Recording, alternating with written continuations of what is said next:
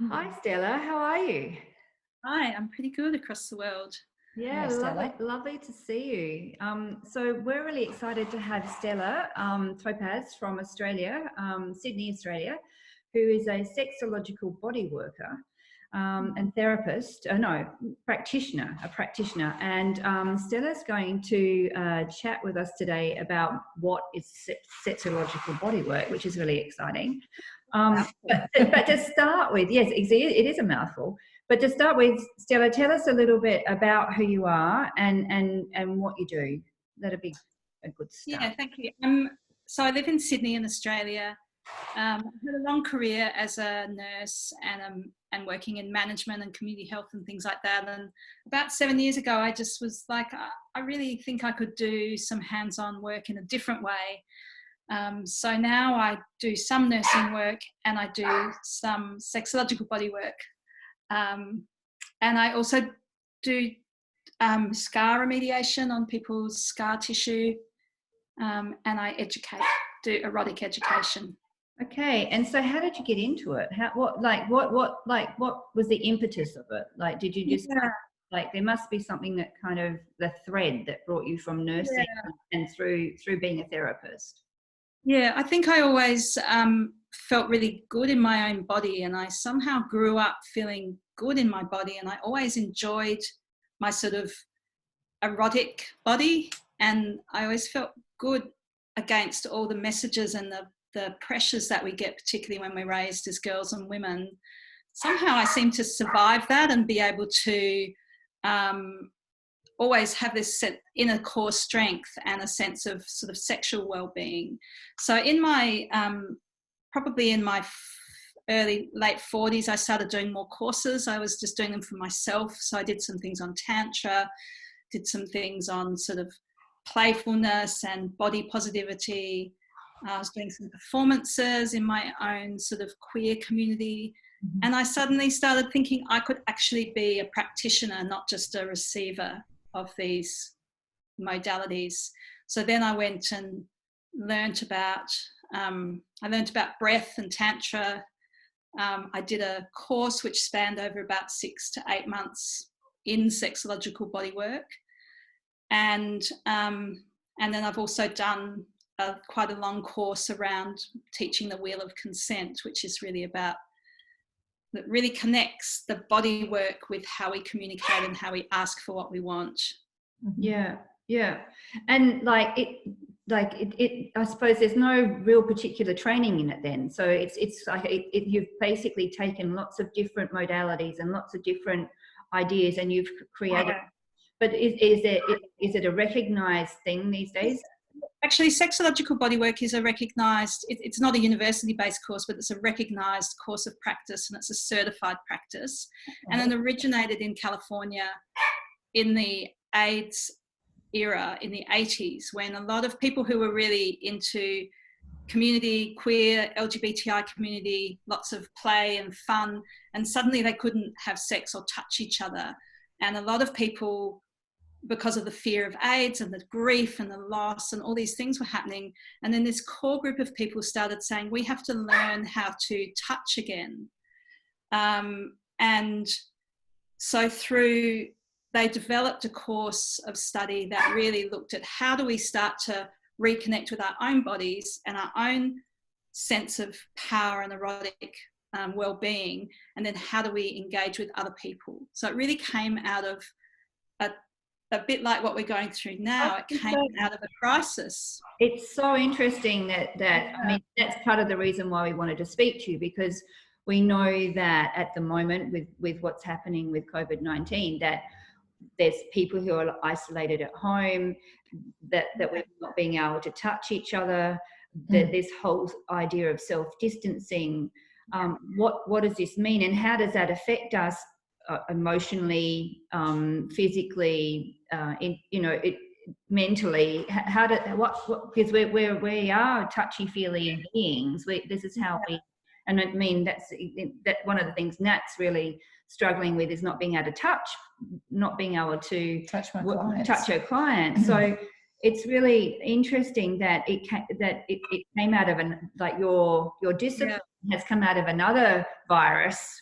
It began, and really for people there was a lot of decadence in the 70s and 80s, 60s, 70s, 80s. There was a lot of sexual decadence. There was a lot of like freedom. There was a lot of sexual experimentation. There wasn't a lot of concepts around having to think about safer sex or having to think about consequences apart from STIs or pregnancy. So I think that what happened through that was really the re-questioning of that when that all changed and all went away. So in another way, people were isolated like we are now, but people were isolated and they were in terrible fear. And then they were also living with stigma. So there was that added layer. So there was people like Joseph Kramer, Annie Sprinkle, Barbara Carellis, Chester Maynard. There's a whole list of people who were pioneers really around how do we reconnect with touch, and how do we also move our touch and our pleasure not just to be about genital touch, but to be about our whole bodies and our whole inner being, our erotic being. So that's what I love about sexological bodywork. It's really starts with you, it starts with me, and then it's like, how do I hold my strength in that? How do I look after myself? And then how do I take that into my relationships with others? Yeah, amazing. And so what would we really about the dog, because you'd like if it's easier for you. Yeah, I'm just gonna yell at Tank. live television, live video. Tank is Stella's partner,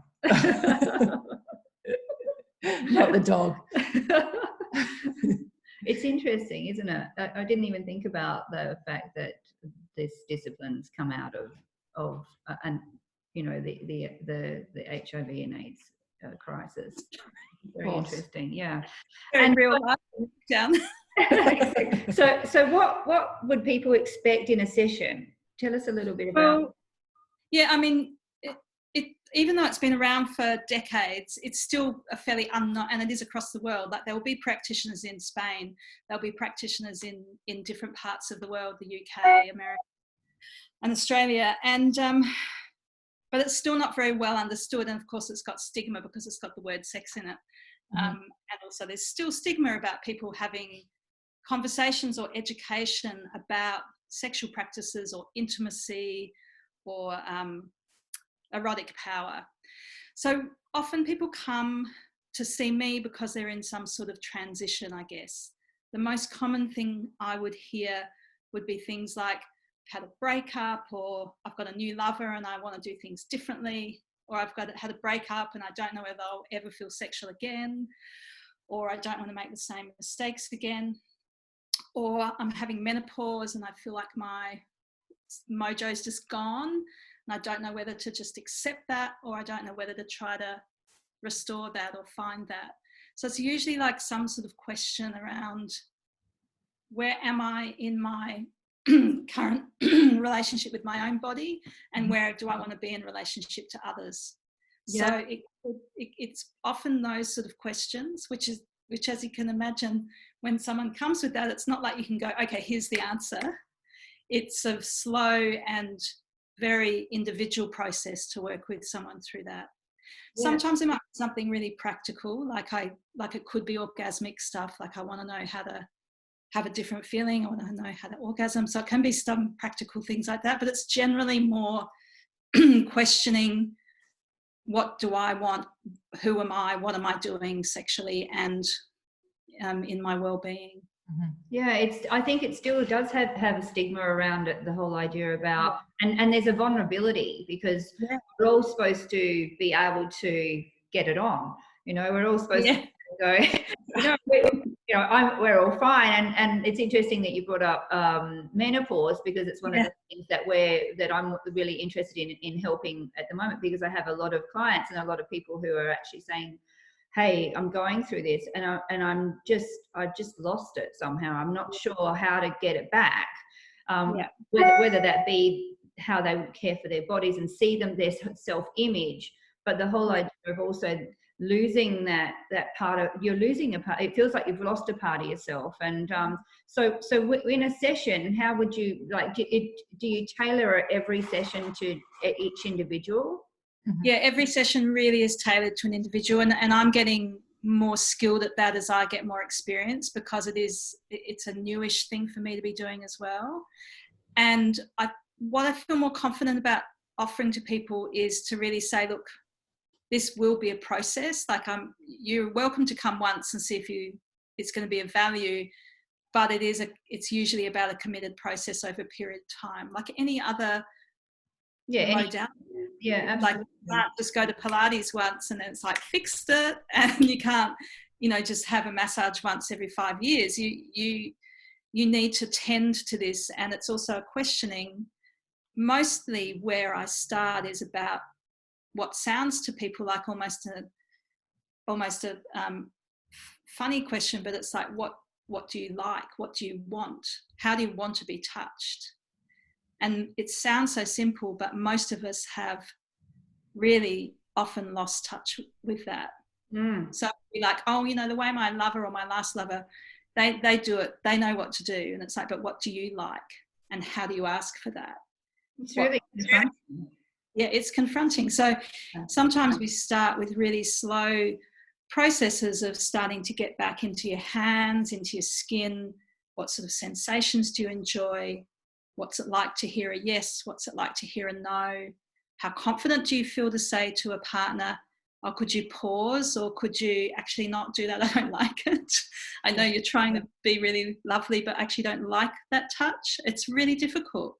So even though that sounds very transactional, what we're really moving towards is reconnecting with what my body already knows. Yeah. I know when I don't like something. So how do I reconnect with knowing when I do like something? Yeah.